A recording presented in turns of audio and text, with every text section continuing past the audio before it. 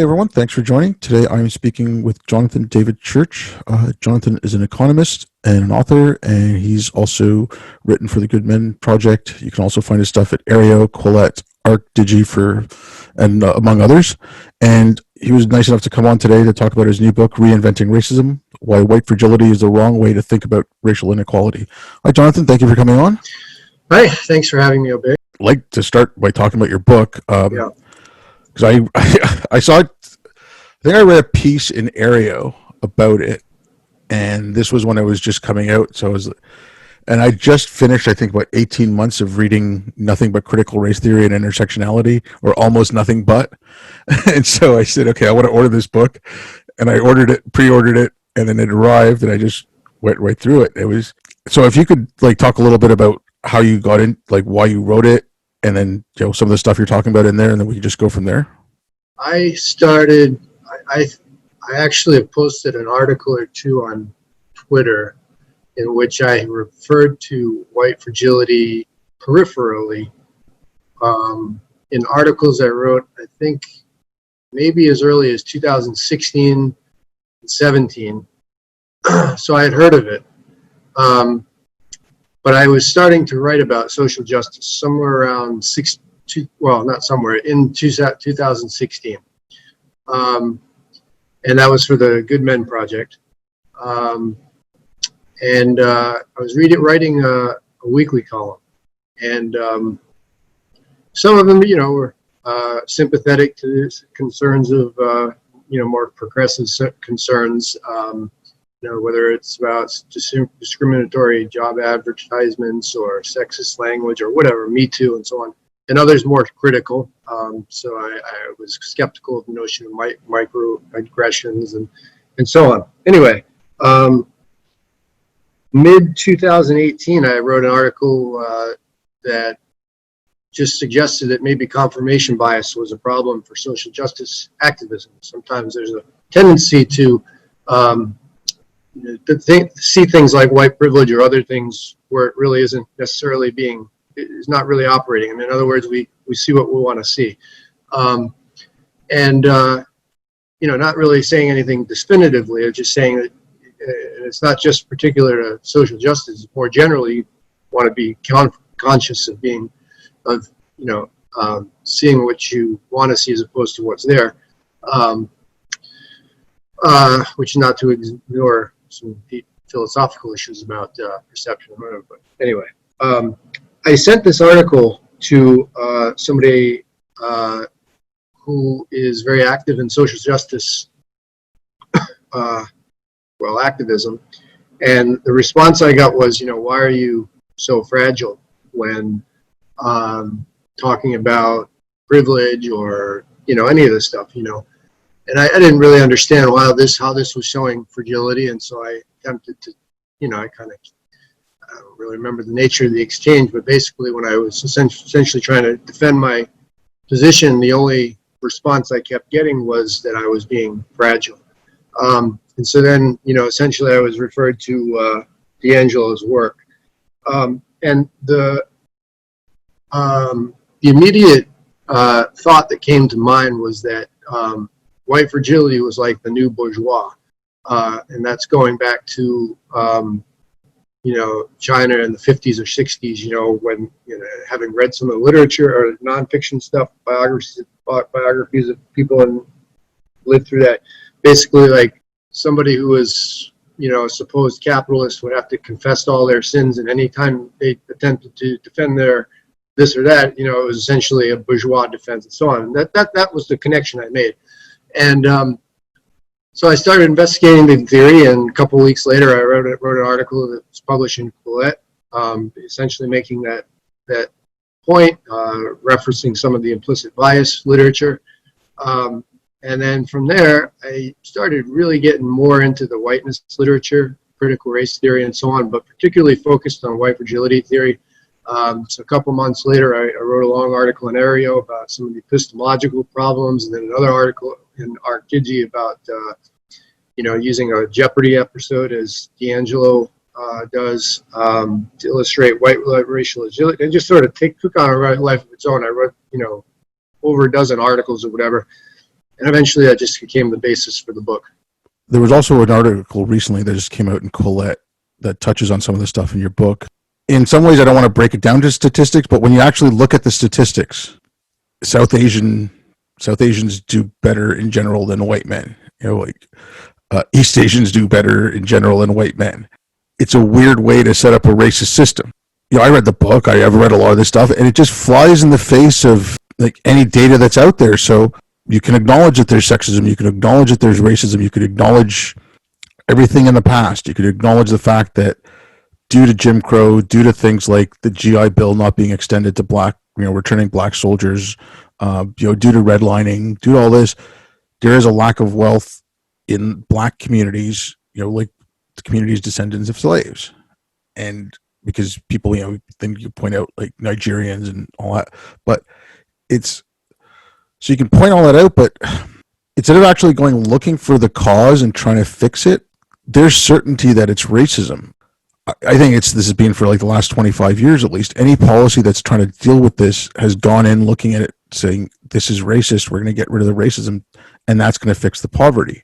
I don't know, in my mind it's doing a detriment to what you're trying to fix. Like if you're trying to lift up impoverished neighborhoods and you're saying it's only the cause of racism, so let's go fix racism, but all you're showing is disparity, like how do they reconcile that? Or how do you think they reconcile that? So I guess the question is, I guess you can acknowledge that there are disparities, and at least this is the way I see it. So this is how I'm reading the question: is you can acknowledge the obvious disparities, and then the question is, what to do about it. But in the attempt to answer the question what to do about it, are we in some sense handicapping or putting a handicap on our attempts to address the problem by essentially attributing it to quote unquote racism, or just simply describing it as racism? Is that sort of what you're getting at? Yeah, D'Angelo says it straight out in her book. It's not did racism manifest, it's how did racism manifest in it. So all situations are inherently racist. And then it's not, so like if you focus just on racism and it's like, okay, well, all those laws are gone, everything's gone, there's a disparity, but it could be because the neighborhood's impoverished and you need an influx of money or something, but you can't just say racism because you're going to be it's a red herring. Yeah. So in a sense, this is really the point behind the title of the book, which is Reinventing Racism. I'd say that I guess in critical race theory and related fields, I guess I don't know if they'd call it an innovation or simply trying to develop a new framework to understand, but essentially racism is not just discrimination and bigotry, but it's sort of transcends that. It's part of a broader reality. It's structural relationships between groups in society, and that it's an ism, and it's not a necessarily an act towards a discriminatory act towards, as to use Sam Cronin's definition of one of his articles, an identifiable other. So I sort of call it reinventing racism. That is, if you look at, just had a letter exchange about so-called, colorblind ideology, colorblind racism. As you note, D'Angelo is essentially saying we see racial disparities, therefore we have racism. That's essentially the way Ibram Kendi says it, that where I see disparities, I see racism. And so it's what I call reinventing racism, in the sense that instead of, as I would do, distinguishing between racism, which is, essentially discrimination on the basis of race, distinguishing between racism and the legacy of racism. So when I hear a lot of talk about systemic racism or structural racism or so on, I'm thinking about the legacy of racism as opposed to simply defining that as racism. I mean, I don't want to go off into a long tangent, but I can imagine people taking issue with that and saying that,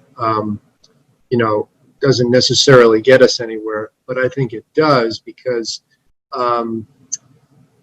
if you talk about systemic racism and structural racism as simply the reality of racial disparities, and then you get into how, the way that people within the field talk about it in terms of colorblindness and ideology and ultimately what's called whiteness, you get into a lot of ambiguity about what the nature of this system is.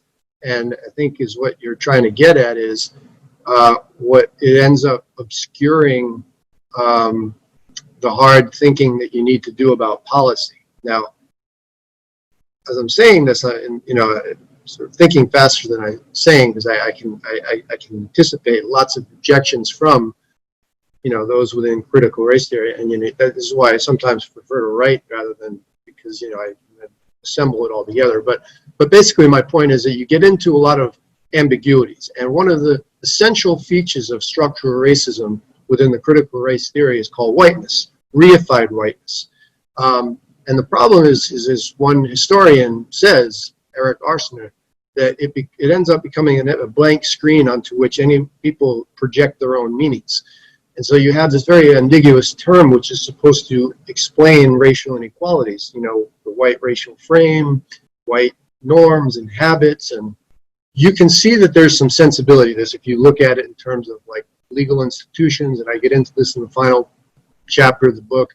But I'll just say at this point, there's a lot of ambiguity there. And I don't think it helps us in terms of developing effective policies, one of which would be, as I discuss in the book, differentiating between preferential affirmative action and developmental affirmative action. And that's actually Glenn Lowry's distinction, where preferential is sort of what we typically think of in terms of, quotas or preferential treatment or whatever.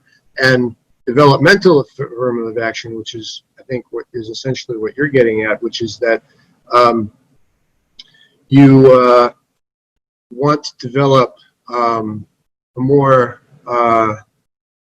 comprehensive plan to address resource deficiencies in communities where the resources are needed. And obviously, that involves things like resident, housing, education, basically the development of social capital.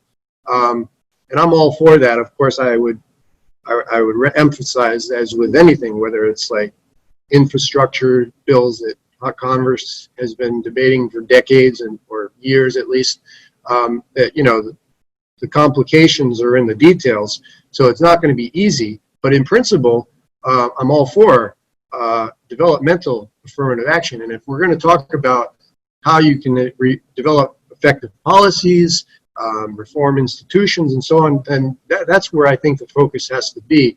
And when we talk about things like whiteness or reification of white norms and all that jazz, I just think it's a huge distraction. 100%. Like, now you could take a community in the projects, whatever you want, inner city, or you can take a poor community in rural Mississippi. Now, what they have in common could be poverty and facing some form of legacy of racism or actual racism, but their needs are completely different. What you would need in the rural societies, community is not what you would need in something in like the inner city. So that's what I'm trying to get at, is like, okay, it's not just, okay, fix the education, because if you can put the best school in the world in that neighborhood, but if there's still a chance the kid's going to get shot on the way to school, they might not go, or if the neighborhood's completely dilapidated, is someone going to put up a store? But that's where my problem with all this stuff was. The more I read of it, it's like, okay, but just yelling racism and saying fix the racism, I mean, you get stuff like, I mean, there was that article in the Wall Street Journal today where they, it's yet another one where they want to get rid of Homer, um, because kids need to see something that reflects them. Uh, or I mean, what they're doing with the schools in New York City. They want to get rid of the grading, and they want to get rid of, uh, like, they want to allow like lottery systems into the elite schools, which I'd rather fix the other schools so that you have a larger pool of kids who want to go into the elite schools, and maybe get to the point where the regular schools themselves have elite programs within them, so you don't need elite schools per se. I mean, that seems like a much better system than just getting a kid who's not prepared to go into the elite school. Getting them to go in there is not a good idea, in my opinion. Well, I would say that one of my biggest concerns in all of this is, and I think this is why I focus so much on white fragility itself, is that you can have very nuanced differences of opinion on what the appropriate policies, the appropriate approaches are. You can raise what I would think are good faith objections to any number of issues, such as the importance of teaching Homer, while also, acknowledging the importance of including other authors. And when these objections or differences of opinion arise, there's a tendency to want to dismiss them as ideological in nature, arising from this whole, reified whiteness paradigm and so on. As you would say, just it's racism.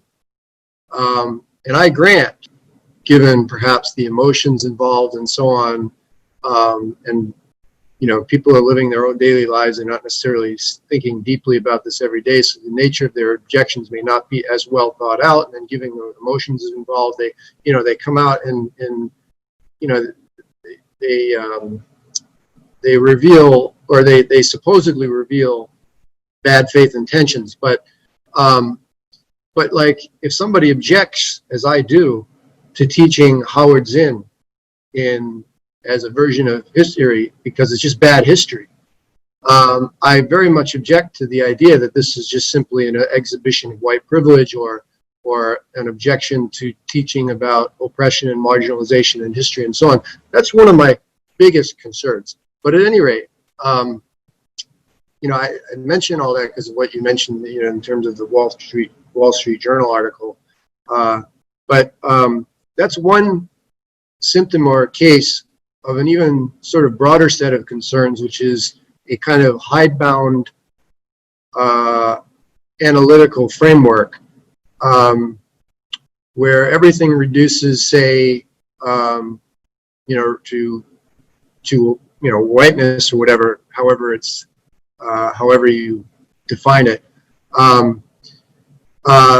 and you become susceptible to cognitive biases like omitted variable bias, and not considering the possibility that there's something other than quote unquote racism that's at work, or confirmation bias that you're seeing. I can go into an anecdote involving Michael and Eric Dyson to illustrate that issue, or like base rate problems, or availability bias, which is huge because so much of what goes on in these sort of social media mudslinging contests just has to do with reactions to what's in the headlines, which may not really reflect underlying systematic trends. I mean, you have to really study the data for that.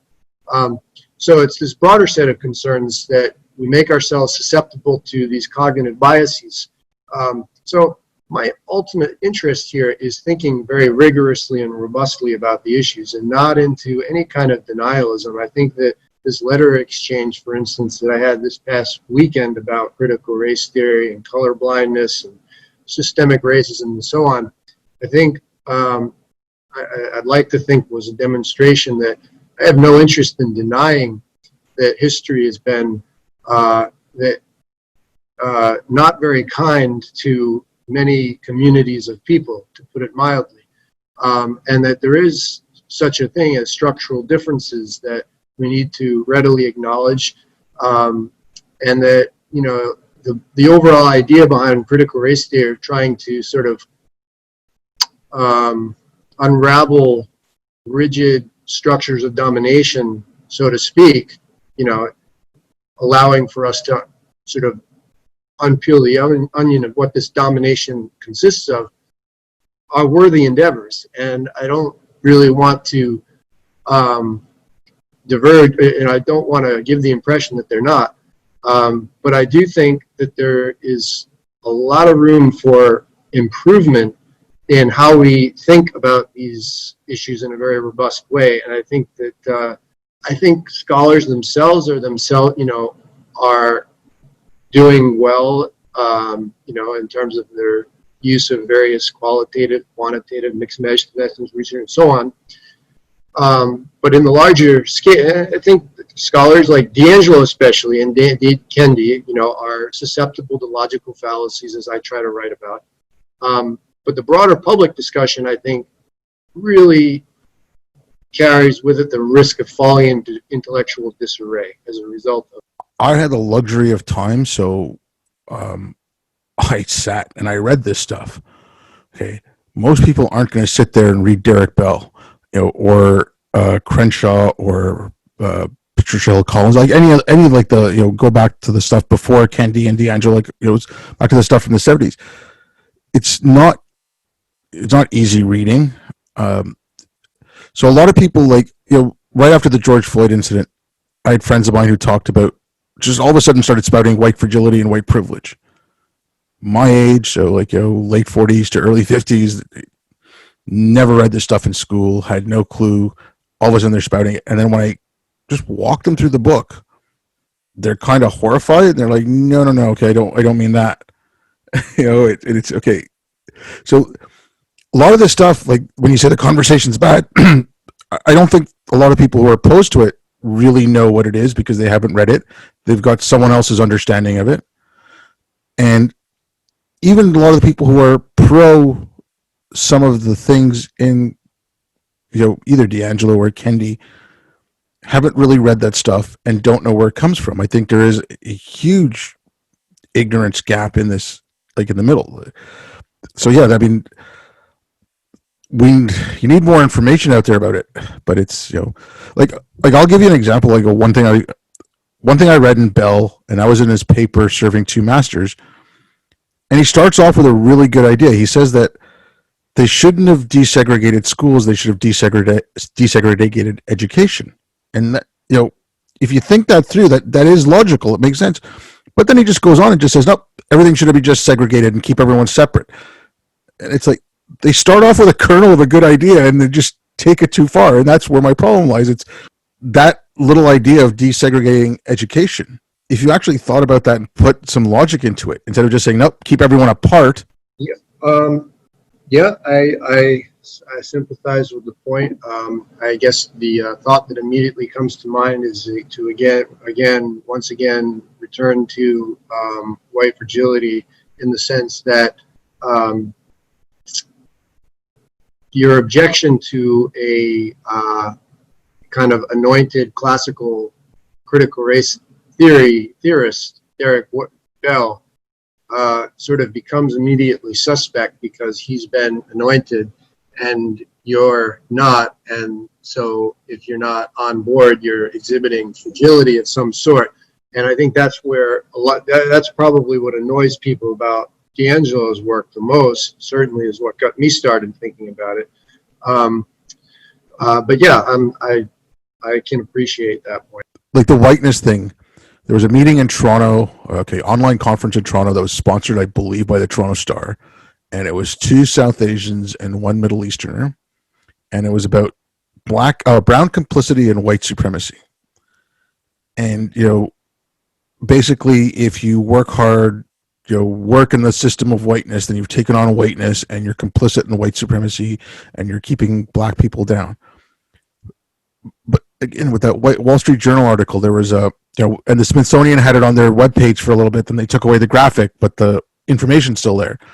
And there was a online conference again in New York City for removing white supremacy culture from schools, and they're talking about objectivity. They're talking about the written word, uh, punctuality, professionalism, as if these things are white. And to me, I'm like, okay, you're equating being successful with being white. So where does that leave someone like me? Like my family was an immigrant family. My parents moved to Canada when I was 6. So if I succeed, I'm doing it because I'm acting white. Like, for when you say reinventing racism, to me, that's racism. That's racist. Like, that to me. Yeah, or reinvent it into a new sort of paradigm defined by whatever people want to say whiteness is. Like, but you're also denying yourself the best tools that like objectivity, the written word, professionalism, like the whole list. Like the one there was a paper a couple of days ago, or maybe a couple of weeks ago, decolonize physics in South Africa. We need a black physics.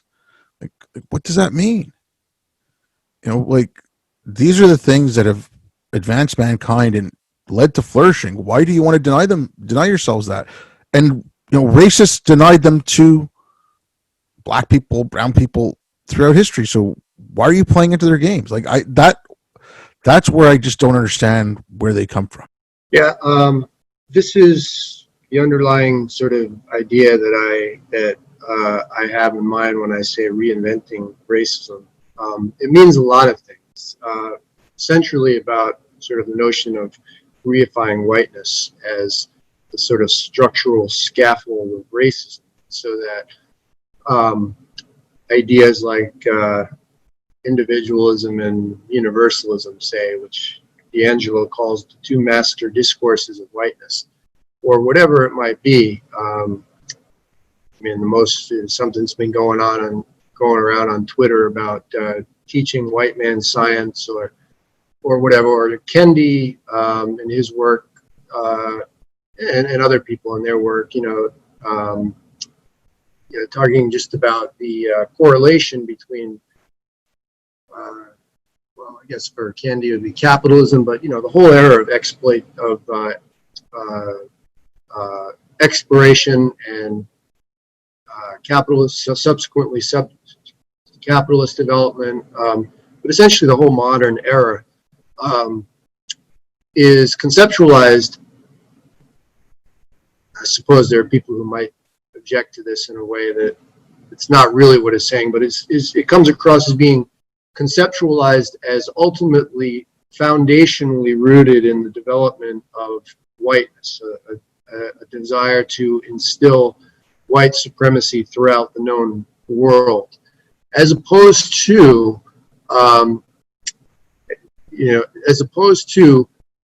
as history, in my opinion, works out, a whole bunch of just contingent, path-dependent processes that just sort of happen and unfold on their own without any kind of teleological design or goal, so that you have, Galileo and Locke and the French Revolution and the U.S. Revolution and so on, all themselves a result of the unfolding of just dozens, hundreds, thousands of independent little path-dependent processes. And yes, we have to ultimately interpret them and develop our narratives and so on. And yes, it certainly is the case that many of these developments were exploited in the service, or I guess you'd say in the service of regimes, societies, governments that were ruled by white people, and so on. And all of that is important to understand and study and so on. But I would say that to the extent that this is conceptualized as all being foundational to this teleological process, historical process, Hegelian, if you will, I don't know if that's the right adjective, of establishing white supremacy, again, in the teleological sense, as opposed to sort of what happened in terms of interests converging as underlying historical events were evolving. And just I remain unconvinced that that's the right way to go. And the important implication or the inference to be drawn there is the U.S. Constitution, the U.S. Revolution, the American Revolution, and so on was a remarkable event in terms of the ability, in terms of the realization of the social contract provision tradition, the government by consent of, for, and by the people, and and all that stuff, and the various sort of Enlightenment ideals that were realized in that historical era. Now, yes, of course, we need to understand that there were great limitations in the sense that it was not realized for Black Americans, for women, and so on. And we can have debates about the extent to which oligarchic interests were, a driving force. I'm not necessarily convinced that they were. But to me, 1776 is foundation. The Enlightenment is foundation. And to point out the, you might say, egregious imperfections in the application of the principles doesn't, to me, call into question the principles themselves. In American history, and I think at great human cost, obviously, has nonetheless shown itself to be capable of self-criticism and self-improvement. And I suppose that's just the way I'm inclined to think about it. I agree with pretty much everything you said there, but it's like, I don't know if you've read David Deutsch's book, The Beginning of Infinity. Mm-mm. So he talks about, he was talking about how we accrue knowledge, but he mentions pockets of enlightenment. So, he refers to the Greeks, the Golden Age in Islam, different thought periods throughout time. But when you look at the Enlightenment, like each of those periods got snuffed out from the outside. Like, they were crushed and the knowledge lasted and it just spread on. But when you look at the Enlightenment, you finally got to a point where, like you said, it took a while. The minute the Enlightenment started, you can't say, well, they were still colonizing, they were still, brutalizing, when they went to the Americas, the rape and the destruction of the people. Like you can list all that off. If you take a look at from like whatever you want to use as the arbitrary date of the start of the Enlightenment to now, like you said, you can see that progress. And we are the only people right now, like quote unquote the West, where we self-reflect on what we've done. China's not sitting there doing that. The Middle East is not sitting there doing that. They're not talking about the slavery that went on in Saudi Arabia until the mid-60s. There's no self-reflection in those places. We are the only place that's done it.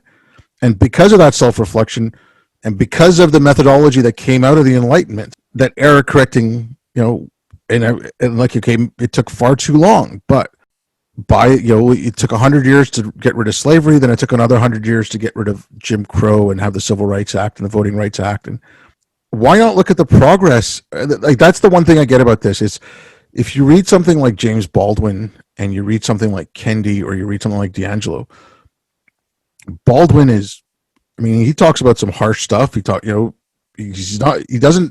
cover up racism. He doesn't, there's no rose-colored glasses. But there's an uplifting message, whereas these guys, it's depressing. And I don't know how a bunch of people are buying into this because it is such a depressing way of looking at stuff. Like why not focus on the progress? Again, there's still a hell of a lot of work to be done. You are a lot better off now than you were, like everyone is, than you were, even 50 years ago. I would anticipate at least. Quite certain almost, but that I don't know if I want to say defenders of the faith, but essentially, the critical race theorists, scholars, so on, would say probably that, well, maybe not, definitely not D'Angelo, but yes, progress, but progress is not, but focus on progress gets in the way of of furthering progress, something along those lines. I mean, that's going to be the basic idea. And to me, it's like, yeah, sure. But I think the problem is that, well, there's two problems. One is that you risk an overly pessimistic or having an overly pessimistic view of the world, which might and then sort of start to distort your assessment of where we are and where we need to go. The other thing is that, and this is sort of getting a point that was made to be about Kendi, I think, where he talks about how, in the past, and this is an obvious play, but in the past, people were fighting for progress and they were seen as too radical and too revolutionary, or whatever, and then they eventually prevailed. And yes, that's true. The problem, though, is that then Kendi or someone similar wants to see himself or whoever as being that radical who's trying to move society forward. And the thing that you need to acknowledge is that there were many reformers in the past who either were advocating something that was considered radical and then ultimately failed, or was eventually seen as deserving of failure. And one example would be Booker T. Washington, who probably gets a little bit more flack than he deserves if you put him in his time and place. Somebody who was focused very narrowly on sort of economic improvement and not really sort of pushing the boundaries of racial development, so to speak. Just a little too practical. But you can sort of, if you get away from presentism and whatever, you can sort of understand where he's coming from. But nonetheless, I think we all, most of us, I suppose, many of us would agree that Du Bois, however you want to pronounce that, W-E-B, was the greater visionary, and that he was the one who was really, pushing the frontier. And so he ended up being the more deserving of the role. I hold his Marxism against him, but in terms of what he was talking about in terms of racial progress, he was on the right train. Booker T. Washington was on the wrong train, and that's similar for many other examples in history. So just the fact that you're crusading in the name of social justice, so to speak, doesn't mean that you have the correct conception of social justice, for lack of a better word. In other words, we have to ask ourselves, what in fact is social justice, and is this the version of social justice, so to speak, that we think is going to advance society? And that's, again, that goes back to an earlier point where a lot of these controversies resolve around the ambiguities of the term being used. So, social justice, who isn't interested in social justice? Who isn't interested in justice? The question is, what do you mean by that term? And that's where you get into these debates where when somebody wants to sort of monopolize the position, want to have a monopoly on virtue and say that they are on the right side of history. And I just think there are legitimate debates and disagreements that people can have about what constitutes being on the right side of history. Yeah, I'm beginning to hate that phrase because you hear it everywhere, and it's like at this point everyone's to the left of history apparently because or history's to the left of everyone because everyone's on the right side of it, and it's just history is it just unfolds, and you hope it unfolds for the better. But history is not teleological in my view. Just like evolution, it just happens. There's that school in San Francisco that was contemplating renaming themselves because they were named after Abraham Lincoln. I'm sure you can find a lot of stuff like there's he hung, I think 30, I think there were Sioux, I'm not sure, but he hung 30 natives, it was the largest mass hanging in the United States. You can find all kinds of stuff about the guy, but 100 years from now, how are they going to look at us? And there's going to be a lot more records, if we haven't killed ourselves off by then, there's going to be a lot more records of what we said and did than there was of Lincoln. And so, how are they going to judge us 100 years from now? And that's, we do the best with what we have. Again, with some of this stuff, some BLM groups in some universities across the state, so I think 75 of them got segregated dorms. And this is going back to about 2016. They started around 2016, and the last time I checked was like a 2018 article, and it was 75 dorms. It means some form of segregation. The KKK cheered them on. It's like, okay, you might want to pause for a second. Like, that's not going forward. Like, there is, that is regressing, that is going backwards. So, like you said, I'm all for social justice, I'm all for anti-racism, but what they're offering me isn't. Like I said, if the KKK is cheering something on, I don't want any part of it. And I don't know why these guys do. Yeah. I guess in the interest of my own sort of it, I've read reasonings or explanations as to why people do that, and I can sort of understand to some extent the reason that people want to have, another like what is it? The book Increasing Faculty Diversity. I think Eleanor Barber and Steve Cole. Anyway, one finding in that book is that I found interesting was that the race or gender of a teacher does not factor heavily into the subsequent success of. In other words, role models are their findings are like role models are not really as important as we think they are. Of course, that it's subject to the limitations of the study and so on. But anyway, there is evidence, I think, from that study and others that students do well in historically black university or colleges and so on. But anyway, like I have come across reasonable accounts of why it's the case, but at the same time, I certainly appreciate the idea that you're conveying, which is, it is kind of ironic that you have this demand for segregated units that so-called, say that the KKK may be cheering on, or that, essentially increases the tribalistic conflicts that, kind of are raging right now, at least in terms of, wanting to be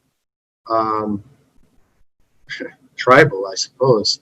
So yeah, I can certainly appreciate that. I had another thought that is currently escaping me, but it'll probably come back to me.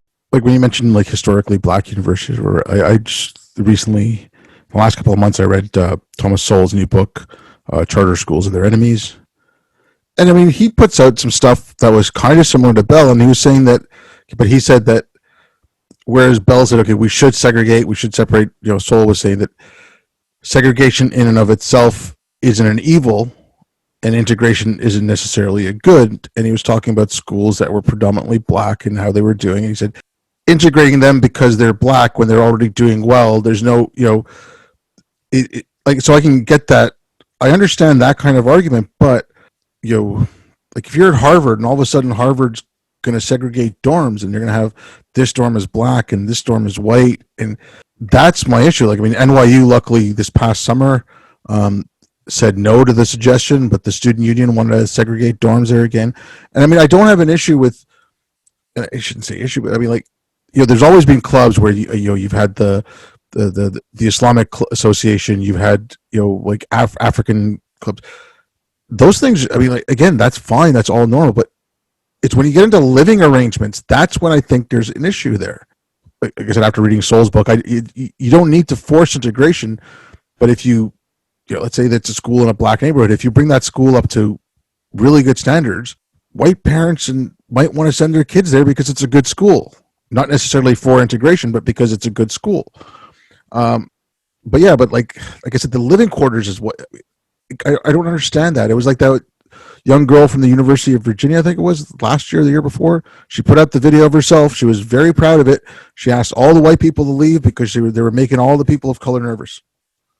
And it was a general meeting place in the, like, it wasn't like a conference room that she'd booked or whatever. It was just open space at the university, and she was proud of herself, and she posted the video. Then she got a lot of flack. That is reinvented racism. Like, you're segregating now. Like, you are dividing by color. And if you're so worried about whiteness in a country that's 65% white, you might not want to do that. I'm thinking of book I've been returning back to, this Disuniting of America by Arthur Schlesinger from the 90s. He talks a little bit about ethnocentrism in like curriculums and these sort of educational environments, and the idea that you can say use sort of history as a weapon, or I guess more as a sort of a political instrument, but basically, essentially doing sort of things that you're talking about. For him, it's in a context of teaching history, that gets us away from the so-called melting pot idea, which for some people, apparently constitutes a microaggression, which frankly to me is nonsense. But, my own view, I guess. And I mean, I want to hear people out, and I want to hear their reasoning, and I can usually end up, if you're honest with people, I think if you're genuinely interested in trying to connect with someone in terms of understanding their point of view, I think they'll eventually be able to see that you want to actually know where they're coming from, and then you can end up learning from them. So I don't want to be dismissive entirely out of hand by saying, calling melting pot a microaggression is nonsense. I do think it is, but I would still necessarily hear out somebody's case, and I probably would end up disagreeing with it. But anyway, similarly, with respect to, say, segregated residential houses and so on, I mean, I guess my own personal view, which is not really an analytical standpoint, at least at this point, is that it's unfortunate. I don't know. I grew up in diverse communities, the city, man, the streets, the city, and so on.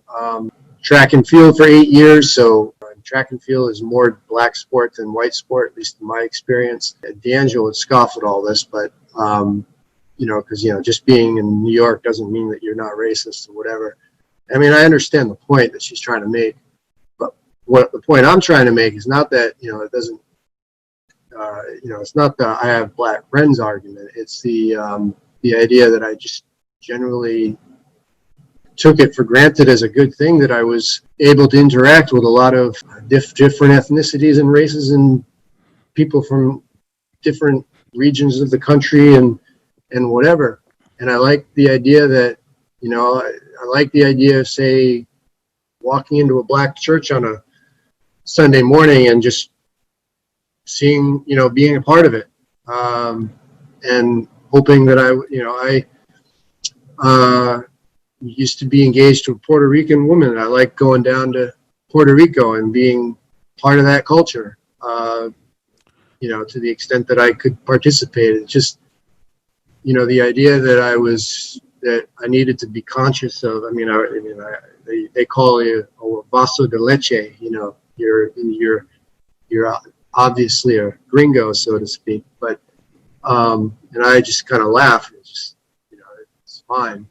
But I just think it's unfortunate if the perspective emerges that it's not okay for somebody to assume it's, or to want to participate in cultures or whatever that are not quote unquote their own.